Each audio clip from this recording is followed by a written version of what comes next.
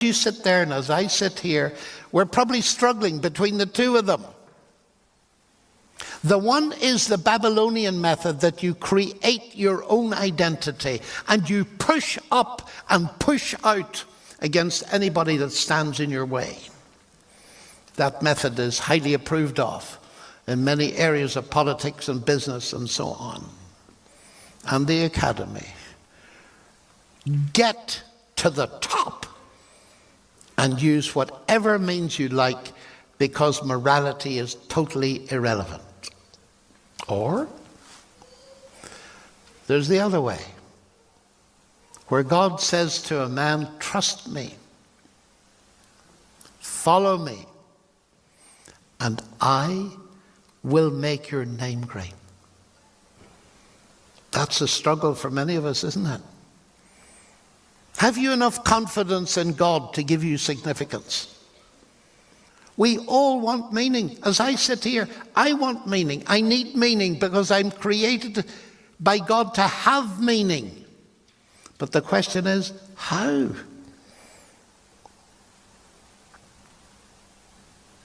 It's a battle. And it has to be a battle because there are forces involved that go way beyond us. Now, don't misunderstand this story. God called Abram out from that culture.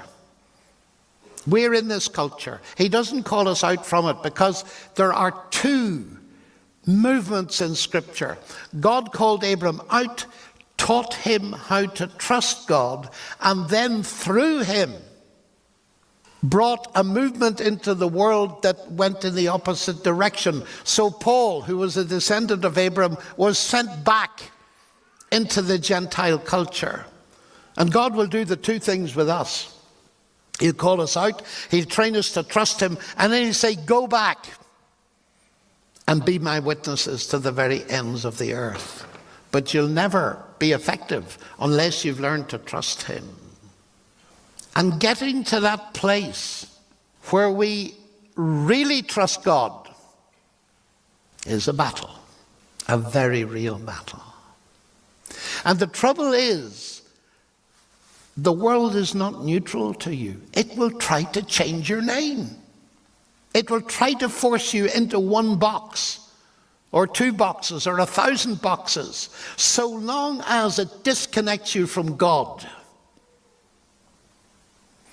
And that's why I'm a Christian, folks, because these things are way beyond my capabilities. I need help.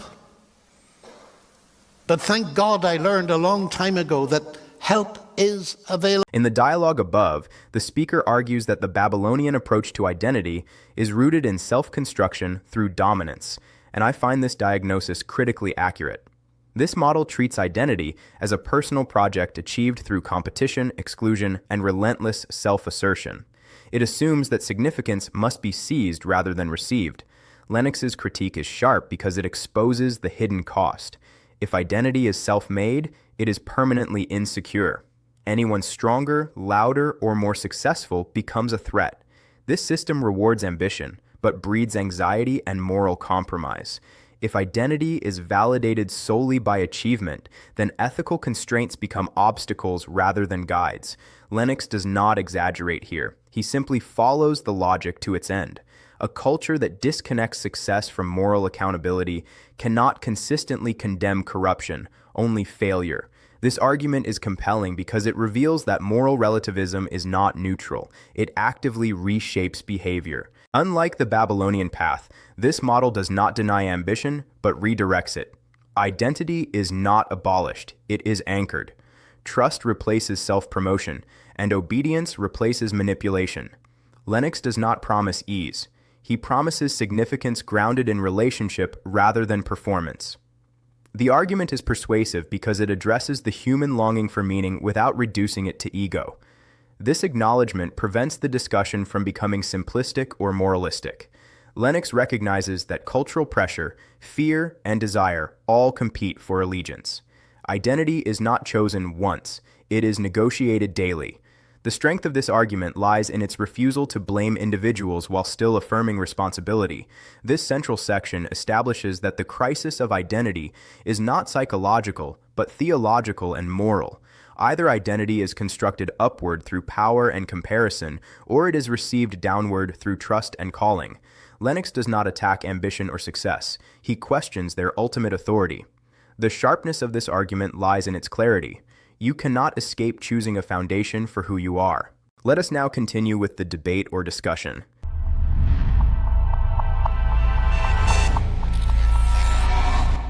We all want meaning. As I sit here, I want meaning. I need meaning because I'm created by God to have meaning. But the question is, how? How many were not here last night? Well, that's a great pity because I'm not going to repeat anything. Except two things. We're looking at a very ancient book, the book of Daniel, which is written against the context of the culture of Babylon. And last night I sketched briefly how similar in many ways the culture of Babylon is to our naturalistic culture in the academy today. And what I want to encourage you to do is to develop the courage, fight against the fear, overcome the shame, so that you will be confident to talk about God in the public space in Norway. So what are the big issues? I read at the beginning of Daniel's book how it starts with the conquest of Judea by Nebuchadnezzar, the king of Babylon, and how Daniel describes that he really believed God was behind this experience that cost him his family and cost him his transportation to Babylonia. He had a sense of God behind history, and I spent some time last night saying this is the first thing we've got to understand, that there is a God who's interested in our history even when it seems to be going wrong. And if we're going to stand in society for God, we must have eyes to see God behind our history. But we're going to follow the students to the university. It was painful at first, I suspect, but there's this man called Ashpenaz, and he's the dean of students. And what we're told is that he was asked to bring some of the conquered nobles, and they were to have a 3-year university course, all expenses paid, marvelous food coming directly from the king's kitchen. And at the end of that time, they were to be personally examined by the king himself. That happens in very few countries I know of. And Daniel, Hananiah, Mishael, Azariah of the tribe of Judah were 4 of them. Now just let's imagine them coming perhaps for the first dinner into the university dining hall. They're all sitting together, very nervous, and a Babylonian student notices them and comes over in a friendly fashion and says to them, "Who are you guys? I haven't seen you here before." "Well, I'm Daniel, I'm Hananiah, and this is Azariah," and so on. "Just a minute, go over those names again. Never heard them before. You said you're Daniel. Well, that isn't Babylonian, is it?" "No, it isn't." "What is it?" "Well, actually, it's Hebrew." "Oh, I see. Oh, well, I'm sorry for you guys. You're part of that little nation we beat up last month. And it's okay because you've landed here. And this is top university. Don't worry, you'll get over it. I know it's a bit embarrassing and painful. But look, my name's Nabu. And I'd love to get to know you people because, you see, we're all here together in the course. So let's start with this. I'm named after the moon god. "What god are you named after?" "Well, it's not quite like that," says Daniel. "Well, what is it like?" "Well, my name means God is my judge." "Oh, dear me, what a dreadful name." God is your judge. No wonder you lost in the battle against our emperor. Imagine believing that God is your judge. Oh, Daniel, I do feel sorry for you. Listen, some of us boys are going up to the temple tonight and the girls are free. We'll teach you something about the fun we can have here. God is your judge. Absurd. No wonder we beat your gods. Now I can see Daniel saying, Nabu, by the way, you said you were in the same course as us tomorrow. That's right. Well, lecture 1 is on the Code of Hammurabi in law. Are you going to that? Sure am, because I want to be a lawyer. Oh, do you really? And maybe even to be a judge. Oh, so you do believe in judgment, do you? How very interesting. Tell me, Nabu, what is the base of judgment if there's nothing transcendent? If there is no God, how can judgment be anything but an arbitrary decision? And you can just see the argument starting, can't you? You see, Dan-E-L, my name means God is my judge. I've got a vertical reference point for my morality, and therefore, by extrapolation, for my concept of morality. Have you and have you? Because one of the biggest questions today is, what is the base for morality? I got so interested in this that I went, rather foolishly I suppose, in my old age, and did a degree on it, on ethics, bioethics. And do you know what I found? It's fascinating. Looking at the big areas of morality, the law, medicine, business, and so on, I discovered there's one question nobody wants to answer in any Western country. Who said so? What is the authority behind morality? And you're going to be challenged on that because you're going to be told that all morality is relative. This is so up to date, you know. And I can imagine as the argument went on that Azariah comes in and says, just a minute, you two. I need to tell him what my name means. And so Hananiah says, well, my name means the Lord shows grace. Oh, I say, says Nabu, you believe in the judgment God, Daniel, and you believe in the grace God, Hananiah. No, says Mishael. My name means who is like God. There is only one God. There's no grace God and judge God. There's only one God. Well, that's a bit complex, isn't it? Tell me, what is grace? So Hananiah explains. And then Azariah at the end says to them, you need to know what my name means. It means God has helped. What? Says Nabu. You're in this mess. You've been transported. You've been taken from home. Nevertheless, I tell you what, Nabu, watch us for the next few weeks and see if what we believe is real. Do you know, I could preach the gospel from those 4 names. I've done it many times. Their names were a testimony to aspects of the nature of the God they believed in. But now comes the problem. They weren't going to be allowed to use them. That conversation never happened. Because what happened was that the dean of students called them up one by one and said, your name is Daniel, is it? Well, from now on, it's going to be Belteshazzar. And your name is Hananiah. You're going to be Shadrach. Mishael, you're going to be Meshach. And Azariah, you're going to be Abednego. And some of those names were profoundly insulting. Meshach, Mishael. It's a linguistic play. And Meshach means Mesh-Aku, who is like Aku, one of the other names of the moon god, not who is like Jehovah. What is this? This is social engineering. Getting everybody the same in terms of their identity. If the first big issue of this book is history, and the second one is the source of values, as I discussed last night, the third one is identity and names. It's all In the dialogue above, the speaker argues that human beings possess an innate need for meaning rooted in divine creation, and I find this argument philosophically and existentially compelling. The claim that meaning is not merely a social construct, but a built-in feature of human existence aligns with both classical philosophy and modern psychology. If humans were purely accidental products of blind processes, the universality and persistence of the search for meaning would be difficult to explain.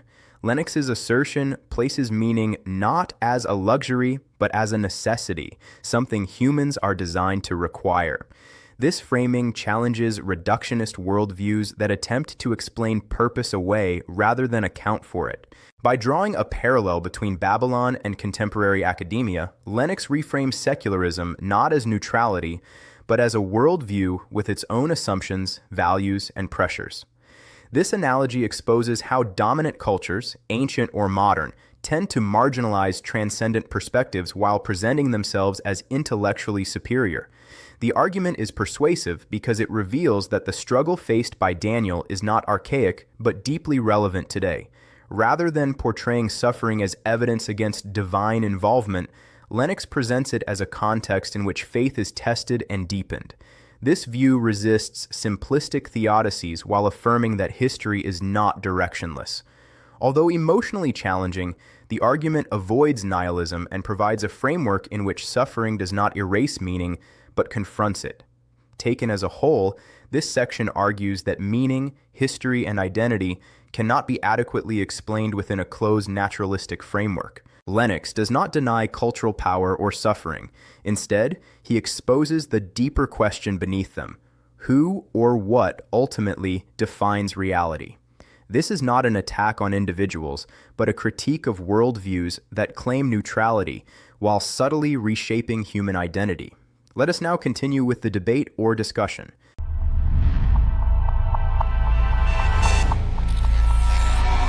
all in your name. Now, here is what happened to them. They were given these names, and it was a deliberate attempt to make everybody look the same. Put them all in blue jeans, that kind of thing. Let Daniel warn us. But warn us of something very important, folks. This didn't happen in Oslo, London, or New York. It happened where? In Babylon.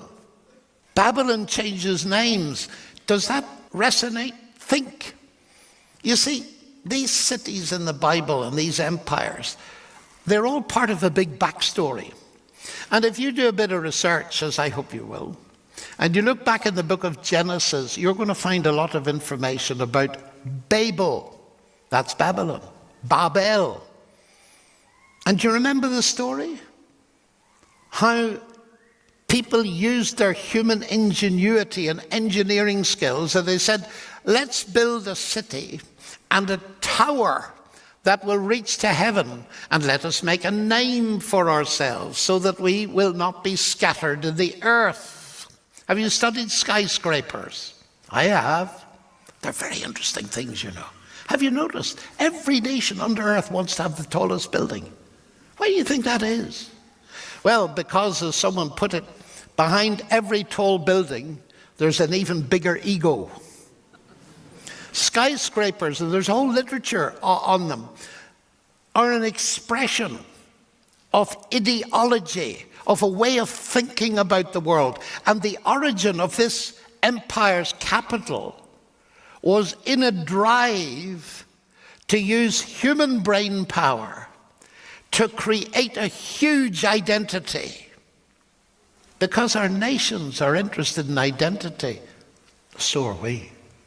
And you say, what's wrong in having an identity? I want an identity. So do you. We all want an identity. But here's the question. How do we create identity? Well, you can create it by making up a word and putting it on your online address. That's not what I mean. Babylon changes names. The very next chapter in Genesis after that story tells of a man called Abram. You've heard of him, Abraham. And he lived in Ur of the Chaldees. It wasn't too far from Babylon. It was in the same culture. And God appeared to him in all his glory. And it must have been a very powerful appearing, because God said to him, I want you to come out of that culture. And then he said to him, and I will make your name great. Step back from this. God changed his name too. And several people in the New Testament got their names changed. You remember that? Peter being one. There are essentially two ways of creating identity. In the dialogue above, the speaker argues that identity is deliberately reshaped through naming, and I find this argument historically grounded and conceptually persuasive. Names are not neutral labels. They encode meaning, allegiance, and worldview. By identifying names as a central issue alongside history and morality, Lennox exposes how power operates at a deeper level than politics or law. When authority controls naming, it subtly controls self-understanding. This argument is convincing because it aligns with both ancient imperial practices and modern identity politics. Babylon does not argue with Daniel, it renames him. This reveals a mechanism of power that bypasses persuasion and moves directly to identity control. Lennox's point is sharp. True pluralism allows disagreement, but Babylonian systems tolerate difference only until it threatens the dominant narrative. The argument resonates strongly with modern societies where conformity is often masked as inclusivity. The Babel narrative reveals a desire for permanence without dependence on God. Lennox connects ancient ambition with modern expressions, skyscrapers, empires, and ideological monuments. The argument does not condemn creativity or achievement, but questions the motivation behind them. Identity built on self-glorification inevitably requires suppression of alternatives, making it inherently unstable. This section demonstrates that identity is never neutral. It is either received or engineered. Babylon's strategy is not violence alone, but assimilation, changing names to sever people from transcendent reference points. Lennox's critique is not aimed at individuals or cities, but at systems that redefine humans purely in terms of utility, status, or ideology. Such systems promise freedom, but deliver conformity. Let us now continue with the debate or discussion.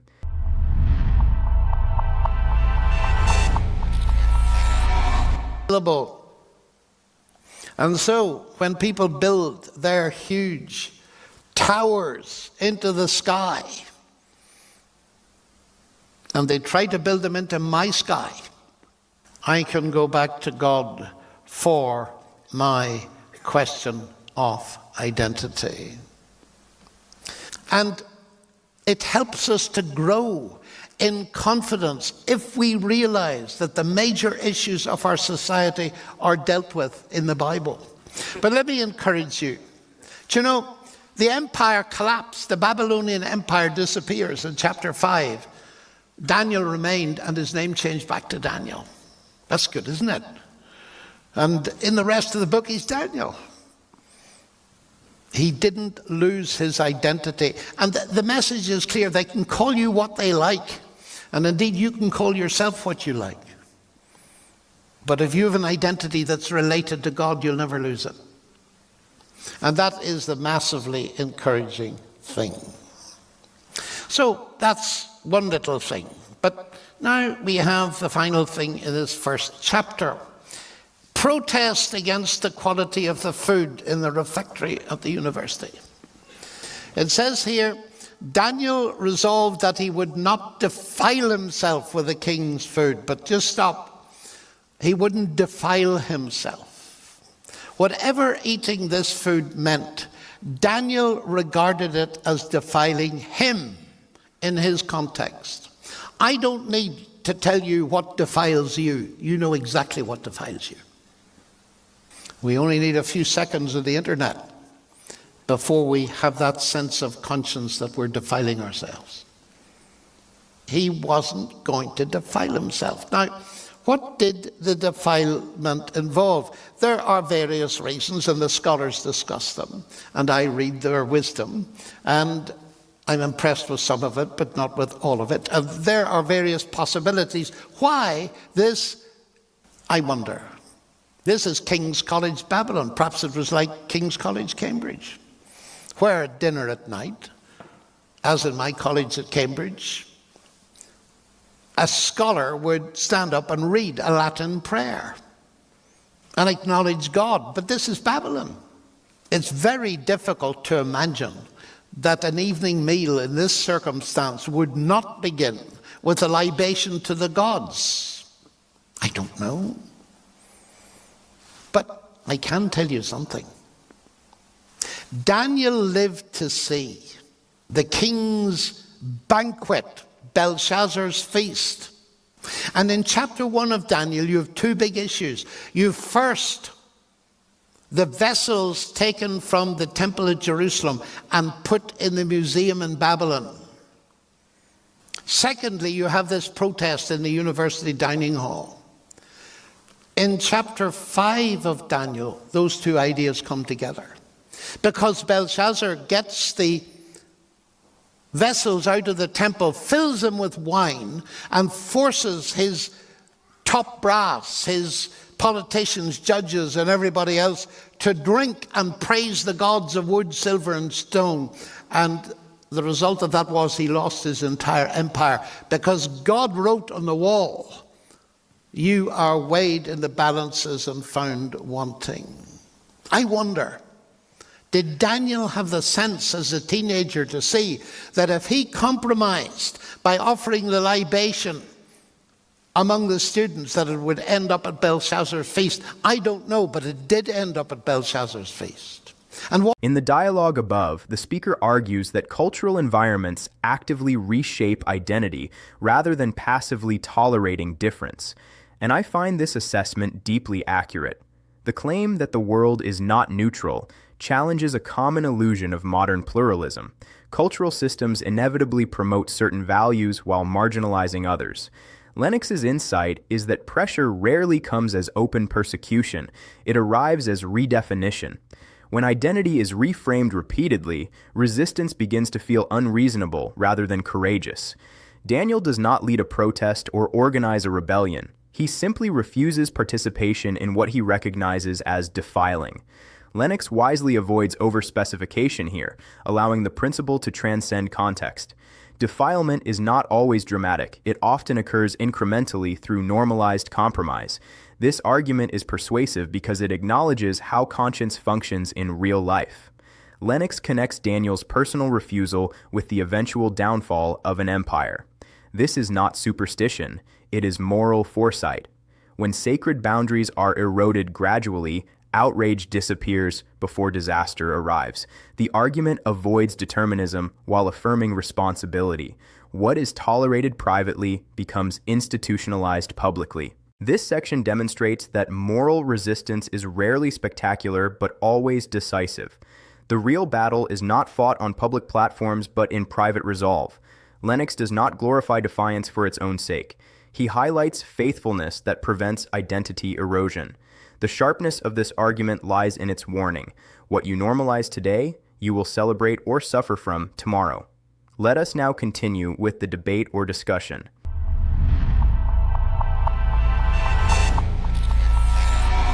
What was that all about? That was about how the Babylonians interpreted the universe. They were thoroughly idolatrous, the most idolatrous nation in the world. That is, they deified the fundamental forces of nature, which many scientists do today. In effect, they don't call them gods. Now you notice Daniel didn't start a revolution, and neither did Paul. Paul was a Roman citizen, a Jew, perfectly positioned to get involved in stirring up violence, but he didn't. We got to do it in a Christian way. That's not easy. In other words, the question is, how do I witness in my university dining hall? Well, first of all, by talking to other people clearly, as no doubt Daniel did. Now, the philosophy of these people was like it is today. They reduced everything to fundamental primeval soup of nature. The gods, as I said last night, even appeared from nature. And we needn't worry too much about what was going on, except to say that Daniel's worldview was that of Genesis. There is a creator. And above all, he wanted to stand up for the idea that the most sensible explanation of this world was that there's a creative mind behind it. Are you standing up for that? Or do you think it's not important? The doctrine of creation was never more important than today. We need to inject it into our society because it makes sense of everything. This is a word-based universe. And I know many of you have had this pressure. Just keep quiet about your Christianity. You'll be marked down. And I was talking to some brilliant students recently in another part of the world, senior people doing advanced research. And one of them said to me, look, we hear you're a Christian and you stand up in public. Listen, if we even mentioned, and they weren't Christians, if we even mentioned we occasionally went to church to find out what goes on there, we'd be marked down. So I sympathize with you folks enormously. But whatever you do, you've got to find ways of going against the flow here. You've got to be sensitive. There's no point in sending verses on the internet to your professor every morning at 6 o'clock. In the dialogue above, the speaker argues that modern secularism mirrors ancient idolatry by absolutizing natural forces, and I find this comparison intellectually legitimate. Lennox does not reject science. He critiques scientism. When natural processes are treated as ultimate explanations rather than descriptive mechanisms, they assume a quasi-divine status. This argument is not anti-scientific but philosophical. It exposes a category error. Explaining how something works does not explain why it exists. The critique is sharp because it targets assumptions, not professions. By invoking Daniel and Paul, Lennox rejects both withdrawal and aggression. Faithful presence does not require domination. This argument is persuasive because it avoids false dilemmas. Speaking does not necessitate shouting, and conviction does not require violence. The strength of this position lies in its restraint. Truth communicated without wisdom often becomes noise. Lennox acknowledges power dynamics within institutions and encourages relational credibility before confrontation. This is not cowardice, but strategy. The argument respects human dignity while recognizing social reality. This final section argues that faithful witness in modern society requires neither silence nor hostility, but intelligent courage.